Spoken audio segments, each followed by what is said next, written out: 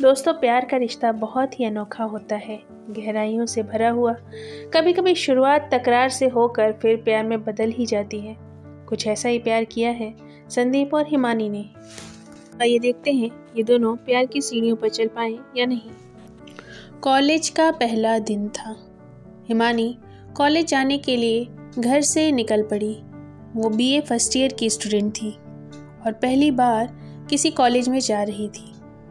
अंदर से उसे बहुत डर लग रहा था, क्योंकि क्लास 5th के बाद कभी लड़कों के साथ वह नहीं पढ़ी। हालांकि उसके साथ की सहेलियों ने भी वहीं एडमिशन लिया था, लेकिन फिर भी उसे एक घबराहट सी हो रही थी। कॉलेज पहुंचते ही वह अपनी सहेलियों को ढूंढने लगी, लेकिन उसे अभी तक उनमें से कोई दिख ही नहीं रही थी।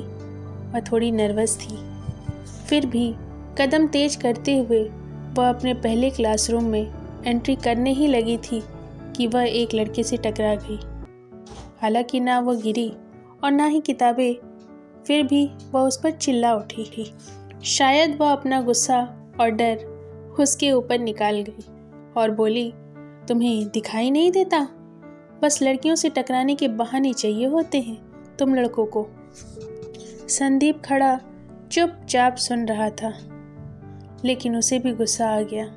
बोला, ए मैडम, तुम्हारी जैसी लड़कियां खुद टक्कर खाने को तैयार रहती हैं मुझसे। और पूरा क्लासरूम ठहाके लगाने लगा। हिमानी को यह बात बिल्कुल अच्छी नहीं लगी, मानो उसे संदीप से नफरत सी हो गई। वह गुस्से में क्लासरूम में एक कोने में बैठ गई।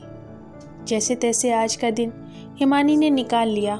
कुछ दिनों बाद हिमानी को इन सब चीज़ों की आदत सी हो गई, लेकिन इसके बावजूद संदीप से उसकी लड़ाई बराबर चलती रहती थी। कभी दोनों किसी बात पर लड़ते तो कभी किसी। हिमानी और संदीप की ग्रेजुएशन का आखिरी साल था। कॉलेज में एनुअल फंक्शन की तैयारियां शुरू हो गई थी। हिमानी ने डांस में हिस्सा लिया था। आज इन दोनों का आखिरी दिन था कॉलेज में, क्योंकि हिमानी का बीएड में एडमिशन हो गया था और संदीप पीसीएस की तैयारी करने लखनऊ जा रहा था। हिमानी अपने घर से डांस के लिए तैयार होकर जाने लगी थी। शाम का वक्त था, अंधेरा होने लगा था। हिमानी जल्दी जल्दी कॉलेज की तरफ बढ़ रही थी कि कुछ लड़के उसका पीछा करने लगे और उसे छेड़ने लगे। हिमानी काफ़ी घबरा गई थी और उसकी चाल और तेज हो गई।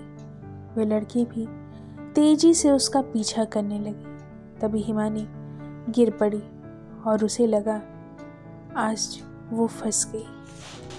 लेकिन तभी सामने से संदीप आ गया और उसने लड़कों को वहाँ से भगाया और हिमानी को कंधे का सहारा देकर कुछ दूर ले आया।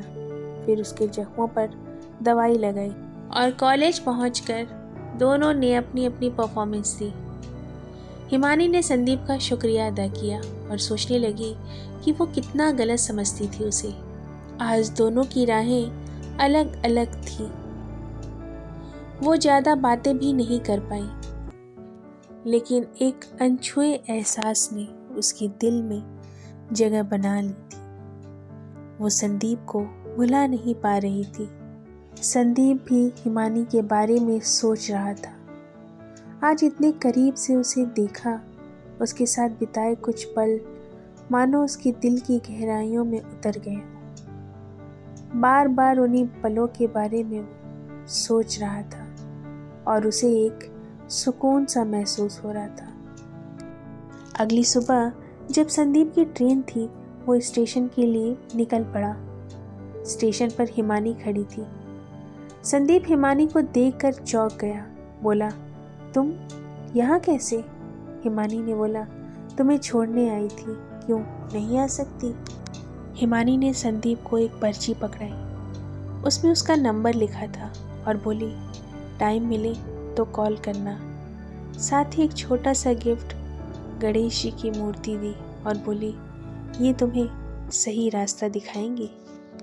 संदीप की नज़र हिमानी के चेहरे से हट ही नहीं रही, मानो उसे अपनी आंखों में कैद करके ले जाना चाहता हो। 1.5 साल बीत गए। संदीप के वापस आने का दिन आया। उसने पीसीएस की परीक्षा पास कर ली थी। ट्रेनिंग पर जाने से पहले वो अपने घर आना चाहता था। इधर हिमानी की पढ़ाई अभी भी चल रही थी। हालांकि दोनों में रोज़ बातें हुआ करती थी, लेकिन संदीप के आने की खबर से उसके मन में खुशी की लहर दौड़ गई। वो खुद को रोक ही नहीं पा रही थी। स्टेशन पर संदीप के उतरते ही हिमानी दौड़ कर संदीप को गले लगा ली और बोली, तुम्हें देखने के लिए मेरी आंखें कितनी बेचैन थी, पता है। संदीप भी हिमानी को बस एक टक देखे जा रहा था और फिर से उसे गले लगाकर बोला, मैंने भी कुछ कम नहीं मिस किया तुम्हें। I love you Himani. Himani ने जवाब दिया, आई लव यू टू। तभी घर वाले पीछे से बोले, थोड़ा हमें भी मिस कर लिया होता बेटा। हिमानी चौंक कर पीछे हट गई और शर्मा कर एक कोने में सिमट गई। वहीं सभी घर वाले ठहाके लगाने लगे। इसी के साथ आज की कहानी यही समाप्त होती है। मैं मोनिका गुप्ता आप सभी का तहे दिल से धन्यवाद करती हूँ अंत तक बने रहने के लिए। धन्यवाद और आगे फिर हम मिलते रहेंगे नई कहानियों के साथ।